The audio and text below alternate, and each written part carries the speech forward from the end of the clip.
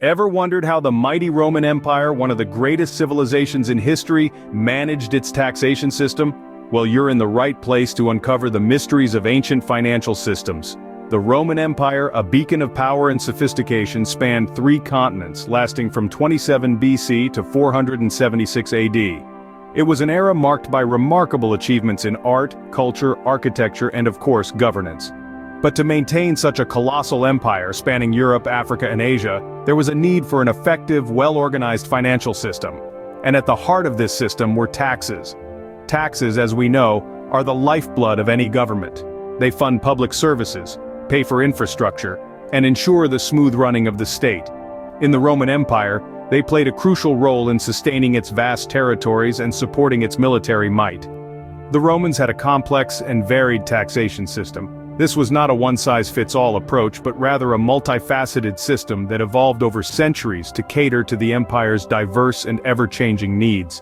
The system had to be adaptable, taking into account the different economies, cultures, and resources of the vast territories under Roman control. Taxes in the Roman Empire range from direct taxes like the tributum, paid by individuals and businesses, to indirect taxes on goods and services like the portoria, levied on imports and exports. There were also land taxes, wealth taxes, and even a tax on manumission, the process of freeing a slave. But understanding the Roman taxation system is not just about the types of taxes. It's about the intricate mechanisms of collection, the role of tax collectors, and the consequences of tax evasion. It's about understanding the interplay between taxation and wider societal structures, and how taxes shape the political, economic, and social landscape of the empire. So, strap in as we embark on a journey through time to understand the intricate taxation system of the Roman Empire. This journey will reveal not just the financial acumen of the Romans, but also provide a fascinating insight into the workings of one of the most powerful empires in history. The roots of Roman taxation trace back to the early Republic, a period of immense change. At this time, Rome was not the sprawling empire we often picture, but a fledgling city-state, finding its feet amidst a tumultuous Italian peninsula. The Republic's taxation system was as distinctive as it was pragmatic, reflecting the Romans' knack for combining practicality with ambition.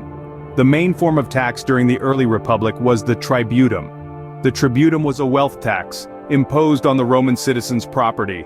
Now, you might think that paying taxes was a perpetual burden for the Romans, but that's not quite the case. The tributum was not an annual obligation. Instead, it was levied only during times of war. Now, why was this so? The answer lies in the Republic's military structure. Rome's early armies were citizen armies. The soldiers were not professional warriors but ordinary citizens who took up arms in times of conflict. These citizens were expected to provide their own equipment, an expectation that could be quite costly. Hence, the tributum acted as a sort of compensation for this personal expenditure. But the tributum was not just a tax, it was a reflection of civic duty. Paying the tributum was seen as contributing to the defense of the Republic. It was a tangible way in which citizens could support their city-state in times of need. However, it's important to remember that the tributum was not the only form of revenue for the Republic. There were also indirect taxes such as customs duties and tolls. But these were generally imposed on non-citizens and foreigners, allowing the Republic to profit from trade and travel. Thus, the early Republic laid the groundwork for the taxation system, a system that would evolve with the empire's expansion. The Romans' pragmatic yet ambitious approach to taxation would prove instrumental in fueling Rome's growth from a small city-state to a vast empire. And as we'll see in subsequent chapters, this system would undergo considerable changes as the Republic morphed into the empire. With the transition from the early to late Republic, the Roman taxation system also underwent significant changes. As the Republic matured and expanded its territories, the earlier forms of direct taxation began to lose their effectiveness. To maintain the fiscal health of the empire, the Romans had to innovate, and so they shifted their focus to indirect taxes. These were not levied directly on a person's wealth or property, but were instead collected on goods and services. This was a pivotal change in the fabric of Roman taxation. One of the most noteworthy introductions was the sales tax. This was a general tax applied to all goods and services purchased within the empire. Whether a citizen was buying a loaf of bread, a new tunic, or a piece of jewelry, they paid a portion of the price as tax.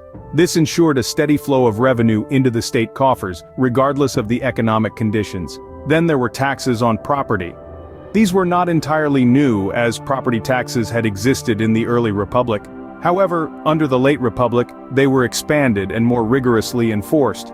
Landowners, particularly those with large estates, were now required to pay a percentage of their land's value in tax. This move not only increased the state's revenue, but also helped reduce wealth inequality. Around this time, the Romans also saw a number of significant tax reforms. One of the most impactful was the reform implemented by the general and statesman Gaius Marius. He restructured the tax collection system to make it more efficient and less prone to corruption. His reforms ensured that the taxes collected went directly to the state, rather than lining the pockets of corrupt officials. The shift from direct to indirect taxes, the introduction of sales and property taxes, and the enforcement of notable tax reforms. These were all instrumental in sustaining the Roman Empire during its transition from the early to late Republic. They allowed the state to continue funding its military, public works, and administrative operations. These reforms and new taxes reflected the changing economic landscape of the growing empire. As the Roman Republic gave way to the Roman Empire, the taxation system reached unprecedented levels of complexity. In the sprawling expanse of the Roman Empire, a multitude of taxes were levied on its subjects. The two most significant were the Tributum Soli and the Tributum Capitis. The Tributum Soli was a land tax, imposed on property owners based on the estimated value of their lands and the potential harvest it could yield. This tax was particularly heavy on the agricultural sector, which was the backbone of the Roman economy. On the other hand, the Tributum Capitis was a poll tax, applied to individuals rather than property. This tax varied greatly across the empire's territories, taking into account factors such as age, social status, and occupation. For instance, the wealthy were taxed at a higher rate than the poor, and free persons paid less than slaves. However, the Roman Empire's taxation was not limited to these two. There were taxes on imports and exports known as portoria. Sales taxes, called centesimi, were levied on the sale of slaves and animals. Inheritance and manumission taxes were imposed too, further diversifying the empire's revenue streams. Collecting these various taxes was no small feat. Enter the publicani, or tax collectors. These were typically wealthy Roman citizens who bid for the right to collect taxes in specific regions. They paid the estimated tax amount up front, and then collected the actual taxes from the populace. Any surplus they collected was their profit. This system, while efficient, was often prone to corruption and abuse, sparking frequent unrest among the taxed. The Roman Empire's sophisticated taxation system was an awe-inspiring feat of administrative prowess, effectively mobilizing resources from the farthest reaches of the empire to fuel its growth and prosperity. It was a system steeped in complexity, with different taxes tailored to different sectors, meticulously collected by the enterprising publicani. The Roman Empire's taxation system in all its complexity became a model for many future civilizations. As the saying goes, all good things must come to an end. This was true for the Roman Empire, and taxes played a part in its decline. The heavy taxation that once fueled the Roman Empire's growth and prosperity eventually became a burden. As the costs of maintaining the empire grew, so did the tax demands placed on its citizens.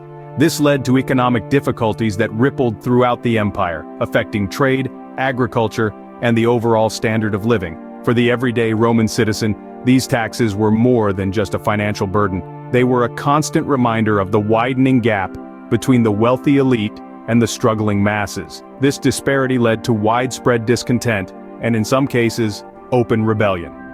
The heavy taxation also created economic instability. As the tax burden increased, many farmers found themselves unable to pay. This led to the abandonment of farmland, a decrease in food production, and ultimately, a rise in food prices. The economic hardships brought on by heavy taxation were felt by everyone, from the poorest citizen to the wealthiest aristocrat. But the impact of taxes wasn't just economic. It also played a role in the empire's political instability. Public discontent over high taxes eroded the trust in the Roman government, leading to political infighting, power struggles, and a weakening of the empire's central authority. In the end, the mighty Roman Empire, which had grown and prospered under a robust system of taxation, crumbled under the weight of its own fiscal demands. The heavy taxation that once supported the empire's military might and public works became a catalyst for economic hardship, public discontent, and political instability. Indeed, the Roman Empire's mighty taxation system, while instrumental in its rise, also played a role in its eventual fall. The tale of Roman taxation serves as a reminder of the delicate balance required in fiscal policy, a balance that, when upset, can lead to the rise and fall of even the most powerful empires.